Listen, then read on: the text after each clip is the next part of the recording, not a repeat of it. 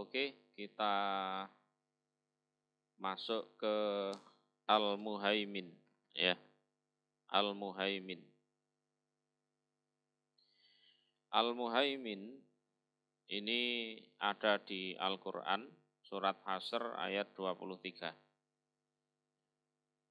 Huwallahul ladzi la ilaha illahu Al-Malik, ini sudah kita bahas. Al-Quddus juga sudah. As-Salam, Al-Mu'min sudah. Al-Muhaimin sekarang ya. Al-Muhaimin ini adalah as-syahid yang menyaksikan ya, menyaksikan ala khalqih atas makhluknya. Mimma dari apa-apa yasduru yang keluar minhum dari mereka makhluk, bayani min qaulin dari ucapan, au fi'lin atau perbuatan. Wal mutalli dan dat yang mengetahui, melihat, mengetahui ala khofayal umur atas sisi-sisi samarnya perkara. Jadi dalam perkara itu ada hal-hal yang dibalik perkara itu. Misalkan ada seseorang pukul seseorang, ya kan? Ada si A mukul si B. Itu pasti ada sisi-sisi kenapa dia memukul. Ya kan? Enggak mungkin kan tahu-tahu mukul. Itu disebut khofayal umur. Jadi dalam suatu perkara itu pasti ada sisi-sisi gelapnya itu ada. Misalkan seseorang membunuh orang lain, ya kan? Pasti ada sebab kenapa dia membunuh. Dendamkah atau dia dihinakah atau gimana? Pasti ada sisi-sisi itu. Dan itu Allah tahu. Ada orang tua memarahi anaknya. Pasti ada sebabnya. Kenapa dia marah? Ya. Misalkan si A memukul si B. Nah, itu di video gini misalkan. Zaman sekarang kan gitu. Nanti di-share. Yang disalahkan itu si A-nya itu yang memukul. Padahal aslinya si B itu yang kurang ajar. Iya kan? Nah, itulah bahayanya. Kita lihat video sepotong-sepotong itu. Sebelum peristiwa itu dan sesudahnya itu pasti ada, itu tadi, khofayal umur. Jadi perkara-perkara yang tersembunyi. Si A pukul si B. Ya, kebanyakan orang pasti menyalahkan si A. Langsung itu disalahkan. Kenapa kamu pukul si B, kan gitu kan? Padahal sebelum dia memukul itu ada peristiwa-peristiwa, ada rentetannya. Itu. Nah kalau kita tahu rentetannya, belum tentu kita menyalahkan yang memukul. Ya kan, ada suami pukul istri. Ya kan? Pas yang di video itu pas mukulnya gini, ya langsung itu dihujat, dicaci maki banyak orang suaminya. Ya kan? Padahal itu ada rentetannya. Ada hal-hal yang tersembunyi di balik itu. Dan itu Allah tahu. Khofayal umur. Ya. Wa khobayas sudur dan apa-apa yang tersembunyi dalam hati. Ya. Tersembunyi dalam hati. Ya. Jadi kadang apa yang ditampakkan oleh seseorang dari ucapannya, perbuatannya itu tidak sama dengan isi hatinya. Ya, tidak sama dengan isi hatinya. Yang jelas ya seperti orang munafik itu, ya kan? Aslinya kafir tapi mengakunya beriman. Atau ada orang-orang iman di daerah-daerah tertentu karena suatu hal, karena diancam dibunuh atau apa itu, mulutnya ya mengatakan aku kafir gitu, padahal hatinya beriman.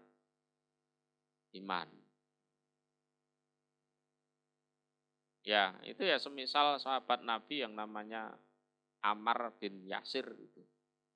Jadi Ammar bin Yasir ini bapaknya namanya Yasir, ibunya namanya Sumayyah.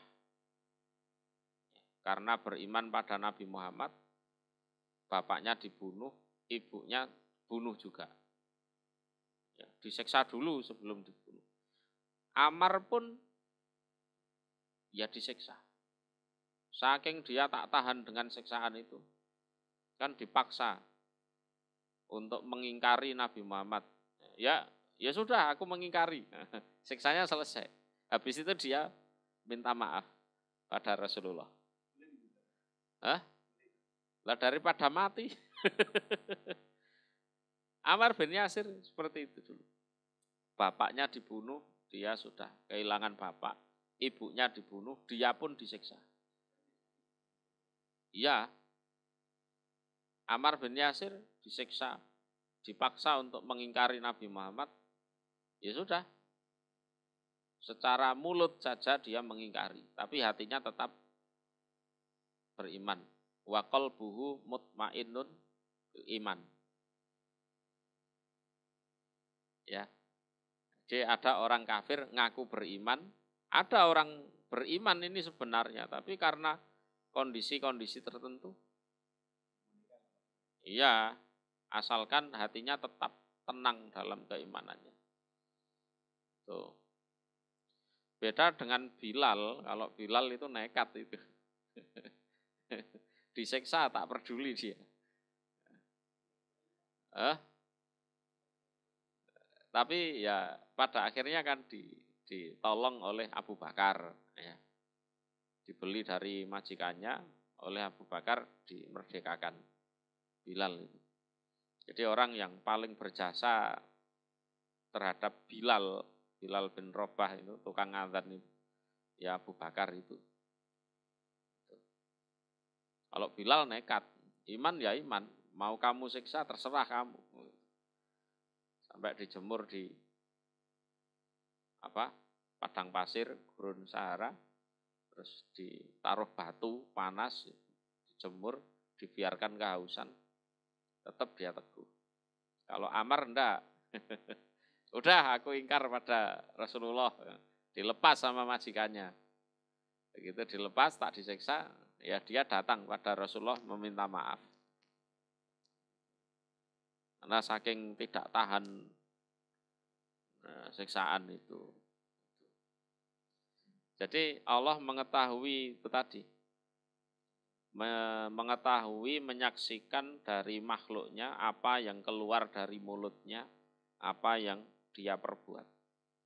Allah mengetahui juga tentang perkara-perkara yang tersembunyi, ya kan? Terus apa yang disimpan dalam hati. Perkara tersembunyi itu banyak loh ya, apalagi masalah politik negara gitu kan. Masa-masa ini pemilu, masa-masa iya, di media ngomongnya gini ya, padahal di balik itu ada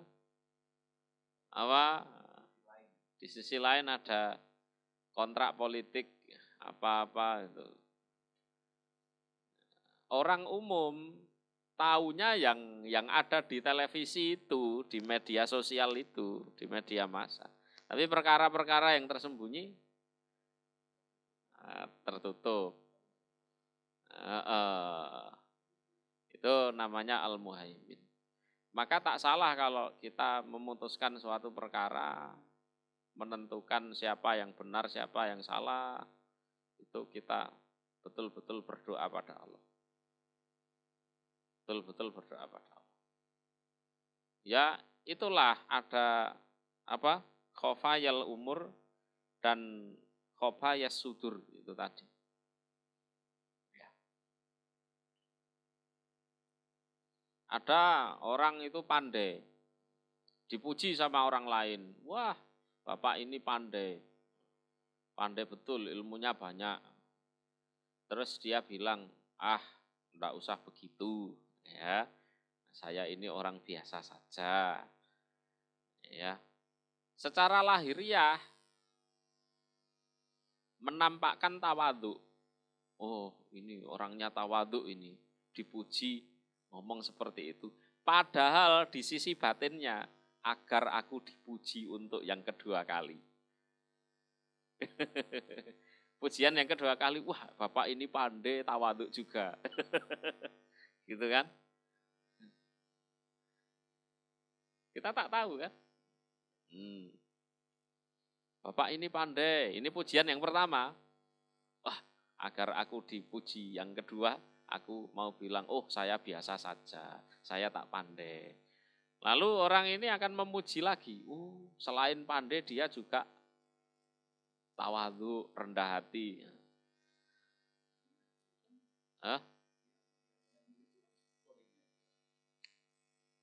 Kita dalam hari ini tidak bahas korin dulu lah. Iya.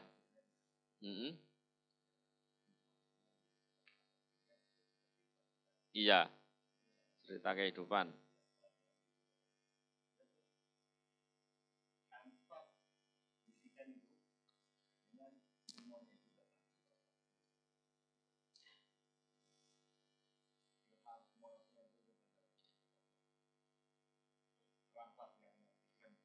Iya, jadi bisikan-bisikan yang jelek itu harus diberantas. Baliknya yaitu fa'alhamaha fujuraha wa taqwaha. Ya, jadi khofayas sudur, apa-apa yang tersimpan dalam hati. Ini serapat apapun kita menyimpan, Allah pasti tahu. Kalau itu jelek, silahkan segera dibersihkan. Sebelum kita dipermalukan oleh Allah. Ya. Kemudian kalau itu berkaitan dengan orang lain, wah ini secara lahiriah orangnya ini baik. Ya, baik tawadhu. Tapi secara batin kita kan tidak tahu isi hatinya si orang itu. Ya sudah. Tanyakan pada Allah. Dengan sholat istikharah lah. Misalkan pada saat kita mau ambil menantu nih, ya kan? Kita punya anak gadis. Anak gadis, kita sudah didik dia, rawat dia, mulai bayi sampai dewasa. Setelah itu mau tidak mau, anak gadis ini kita nikahkan. Nah, ini posisi sulit ini. Kita mencari calon suami untuk anak kita, itu kan setidaknya ini nanti calon suami ini juga harus menyayangi istrinya, ya kan? Menyayangi anak kita sebagaimana kita menyayangi anak kita ini kan. Syukur-syukur kita dapat menantu yang lebih baik dari kita. Dari agamanya, ekonominya, kekuatannya, kan gitu kan. Lah, ini sifatnya laki-laki itu, kalau ada maunya, dia tampakkan kebaikannya. Tapi kalau dia sudah dapat,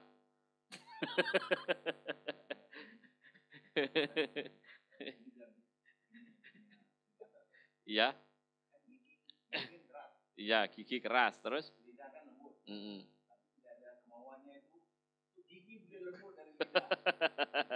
lah ya itu. Lah ya itu. Ada sisi-sisi sulit di situ kan. Ini ada perjaka datang melamar anak saya. Bawa macam-macam, apel, mata kucing, kue, dibawa semua. Iya, ini keretanya dia betul apa sewa? Iya kan? Agamanya terlihat bagus, ya sholatnya terlihat khusyuk. Ini kan yang dia tampakkan dari sisi lahiriah. Khofaya sudurnya, apa yang tersembunyi di hatinya, termasuk apa khofayal umurnya, kita tak tahu. Kita tanya pada Allah. Karena Allah punya sifat al-muhaimin. Muhaimin. Ya.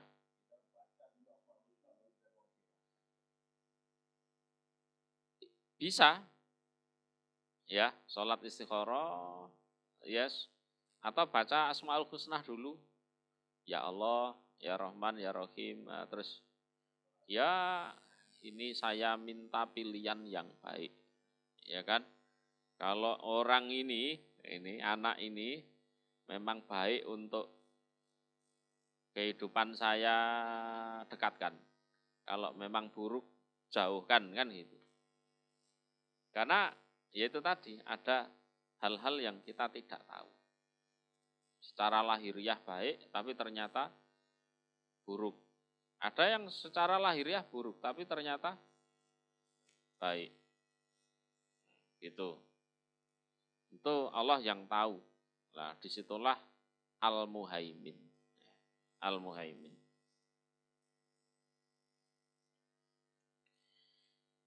Atau pengertian Al-Muhaimin, pengertian yang lain adalah Al-Qaim, yang Qaim itu maknanya berdiri.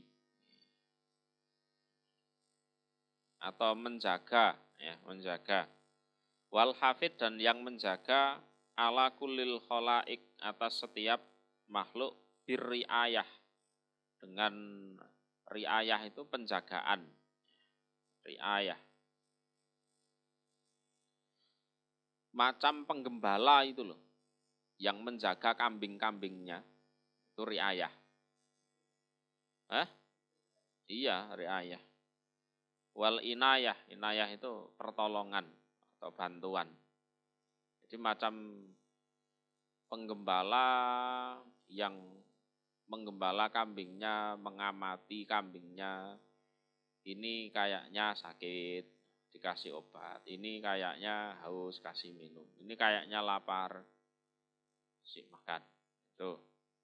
Itu Al-Muhaimin.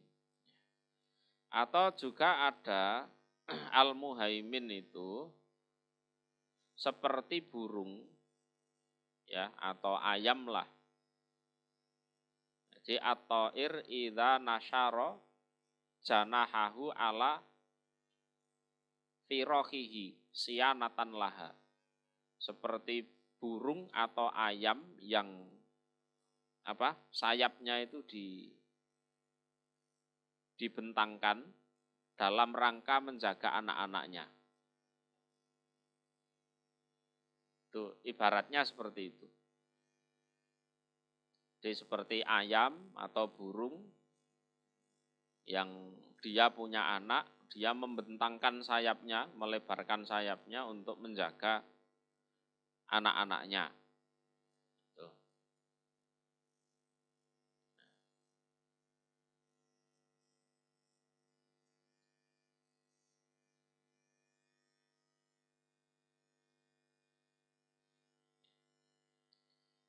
Sudah bisa dipahami ya, Al-Muhaimin.